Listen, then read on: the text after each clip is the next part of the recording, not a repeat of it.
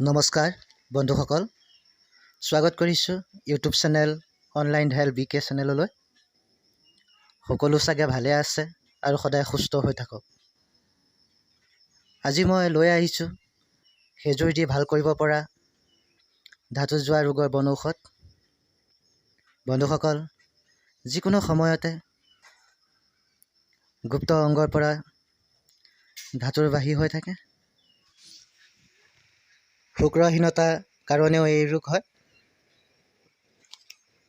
অতি কম বয়সৰ পৰা হস্তমৈথুন কৰিলে, অধিক সংগম কৰিলে, অনবৰতে বেয়া কথা চিন্তা কৰা, যৌন বিষয় আলোচনা কৰা, অতিপাত মছলাযুক্ত খাদ্য খোৱা আৰু বিভিন্ন কাৰণত শুক্ৰ পাতল হোৱাৰ কাৰণেও এই ৰোগ হয়।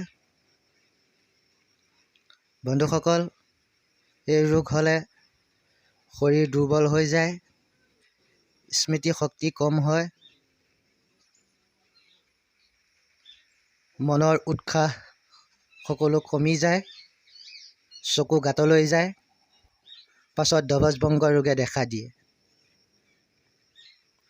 স্ত্ৰীৰ লগত প্ৰকৃত সংগম নাপায়।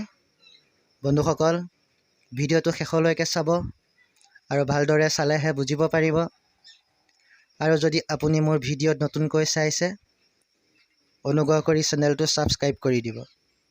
বন্ধুসকল, এই ৰোগ হ'লে পিঁয়াজ খাব নালাগে, মাটিমাহ খাব নালাগে, সৰিয়হ মছলাজাতীয় খাদ্য খাব নালাগে আৰু কণী খাব নালাগে। বন্ধুসকল, এতিয়া আহোঁ আমি বন ঔষধৰ বিষয়লৈ।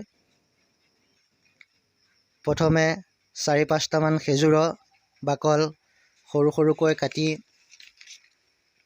এৰাতি এগিলাচ পানীত ভিজাই থ'ব। ৰাতিপুৱা পানীখিনিৰ লগত গৰু গাখীৰ মিহলাই তাত সতমূলৰ আলু দি গৰম কৰি সেই ৰসখিনি খালী পেটত খাব লাগে। এনেকৈ 15 দিন খালে এই ৰোগ নাইকিয়া হ'ব আৰু কোনো দিন নহ'ব। মই দিয়া ধৰণে এই বিধি প্ৰয়োগ কৰক। আপুনি পুৰণিতকৈও পুৰণি ধাতু যোৱা ৰোগ